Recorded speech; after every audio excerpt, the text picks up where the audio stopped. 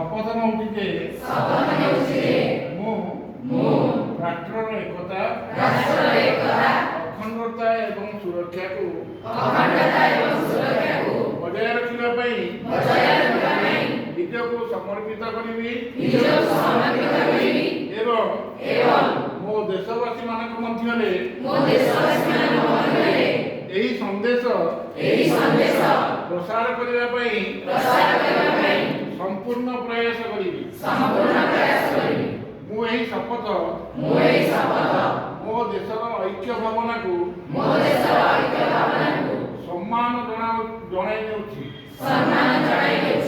जहाँकि सरदार वल्लभ भाई पटेल को दूरदर्शिता एवं ताकर कार्य द्वारा संभव होई पारिथिला मो देशर आभ्यंतरीण सुरक्षा सुनिश्चित करने निमंते निजको समर्पण करने सत्यनिष्ठ संकल्प नेउछि। भारत माता की जय।